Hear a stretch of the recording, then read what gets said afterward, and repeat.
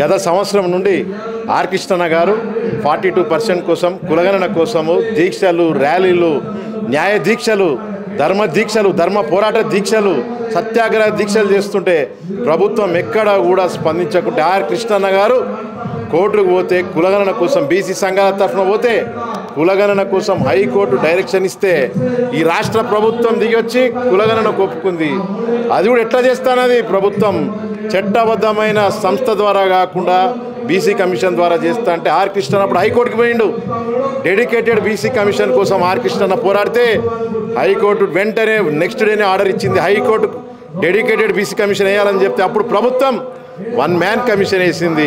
కుట్రపూరితమైన ఈ ప్రభుత్వం గత సంవత్సరం నుండి బీసీల పైన మెకవేలియన్ రాజకీయాలు చేస్తుంది, కుట్రపూరితమైన రాజకీయాలు చేస్తుంది. నకిలీ జియోలు, నకిలీ బిల్లులు, కుట్రపూరితమైన బిల్లులు పాస్ చేసి బీసీలకు తెలియదు, వాళ్ళు చదువుకోలేరు, వాళ్ళని అనగదొక్కాలి, వాళ్ళతో ఏమవుతుంది అనుకుంటారు. కానీ మేము చెప్తున్నాం ప్రభుత్వానికి, మావి కౌటిల్యుని రాజకీయాలు, మేము మెకవేలియన్ రాజకీయాలు అయితే మేము ధర్మం కోసం కౌటిల్యుని రాజకీయాలు చేస్తాం, కౌటిల్యుని రాజనీతి పాటిస్తాం. మేము ఈ దేశం మీద పుట్టిన, ఈ దేశ గడ మీద పుట్టిన కౌటిల్యుని నేర్పిన రాజకీయాలు ప్రజా ధర్మాన్ని, ప్రజాకాంక్షను నెరవేర్చడానికి, మెజారిటీ ప్రజల్ని సర్పంచ్లను చేయడానికి మేము న్యాయబాట పట్టిన మేము కోరుకుంటున్నాం.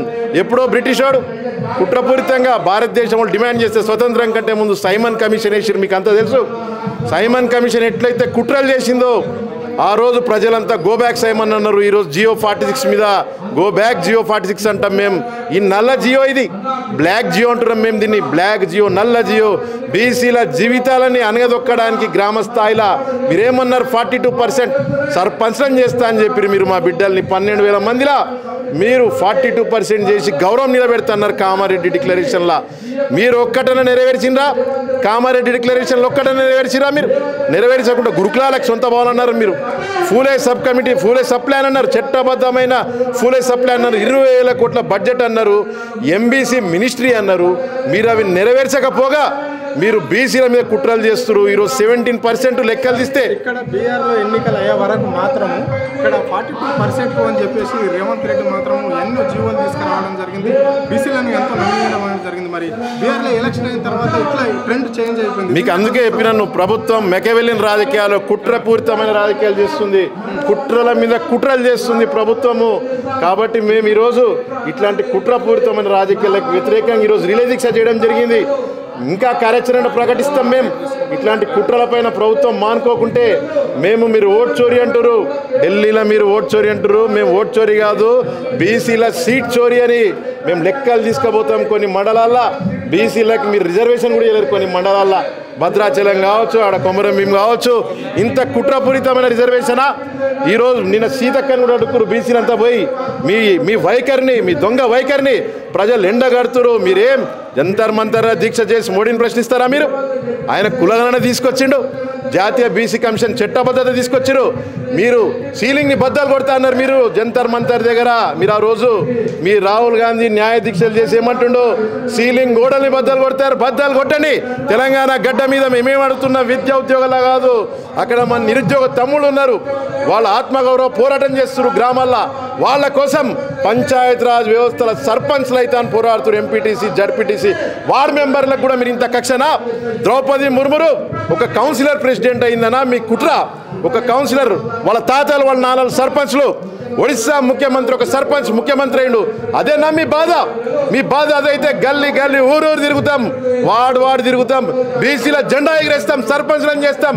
ఈ సర్పంచ్లే రేపు ముఖ్యమంత్రులు అవుతారు. ఒడిశా సీఎం అయినట్టు ఒక గిరిజన బిడ్డ, ఒక ఆదివాసీ బిడ్డ ఒడిశాల సీఎం అయిన సర్పంచ్ అయి ఒక గిరిజన బిడ్డ ఈరోజు ప్రెసిడెంట్ అయింది. ద్రౌపది ముర్ము ఎక్కడ మొదలైంది ఆమె ప్రస్థానం? కౌన్సిలర్గా మొదలైంది. వాళ్ళ నాన్నలు తాతలు సర్పంచ్లు అయ్యారు. ఈ గ్రామ వ్యవస్థనే ఈ పట్టుకొమ్మల రాజ్యాధికారం. కాబట్టి మీరు అట్లాంటి కుట్రలు చేస్తే మేము పార్లమెంట్ స్తంభిస్తాం. మీరు బిడ్డ పార్లమెంట్లో మా నాయకుడు కృష్ణన్న జియో 46ని చింపి పడేస్తాడు. మీరు గుర్తుపెట్టుకోండి. పార్లమెంట్లోనే గెలవ చేపిస్తాం, ఎంపీలతోటి పార్లమెంట్ని దిగ్బంధం చేస్తాము. మీరు ఆల్రెడీ నోటిఫికేషన్ వచ్చేసింది, రేపటి నుంచి నామినేషన్లు కూడా నడుస్తున్నాయి. సో మరి ఇప్పుడు బీసీల వైఖరి ఎటువైపు? ఇంకొన్ని గంటల మా వైఖరి ఏంటిదో ఇక్కడ కృష్ణమోహన్ ఉన్నాడు, ఆర్ కృష్ణ ఉన్నారు, వీళ్ళు ఒక ఎజెండా తయారు చేస్తారు. రాష్ట్రం ఆశ్చర్యపోయే మేము ఒక ఎజెండాని మీ ముందు పెట్టబోతున్నాము. మేము ఖాళీ చేతులతో లేము. ఏడాదైనా పర్వాలేదు, దీక్షలు ర్యాలీలు చేస్తాము. ఇది బీసీల ఆత్మగౌరవానికి సంబంధించింది. నార్త్ ఈస్ట్ వాళ్ళు కూడా అక్కడ గవర్నమెంట్ వాళ్ళకి ఇచ్చింది, పెస్ యాక్ట్ తీసుకొచ్చారు, పంచాయతీ ఎక్స్టెన్షన్ షెడ్యూల్ యాక్ట్. వాళ్ళకి అటానమస్ ట్రైబల్ కౌన్సిల్స్ ఉన్నాయి, మహిళా బిల్లు తీసుకొచ్చారు మహిళల కోసము. బీఎస్ఎఫ్ల, సిఆర్పిఎఫ్, సిఐఎస్ఎఫ్ల కూడా మహిళలకు రిజర్వేషన్ ఇస్తారు. అన్ని వర్గాల్ని ట్రాన్స్జెండర్ అండ్ థర్డ్ జెండర్ గుర్తించారు. ప్రతి వర్గాన్ని ఈడబ్ల్యూఎస్ పెట్టిరు. ప్రతి వర్గం సంతోషంగా ఉంది. కానీ గ్రామాల్లో బీసీలు మాత్రం అసంతృప్తితోటిర్రు. మీరు ఆ వర్గాన్ని గుర్తించాలి, లేకుంటే ఢిల్లీ వేదికగా పార్లమెంట్లో మేము జెండా ఎగరేస్తాం. మేమేం చేయాలో చేస్తామని మీకు చెప్తున్నాను. ప్రజాస్వామ్య బద్ధంగా చేసిన దీక్షని ఢిల్లీకి కూడా మేము తీసుకుపోతామని నేను చెప్తున్నాను.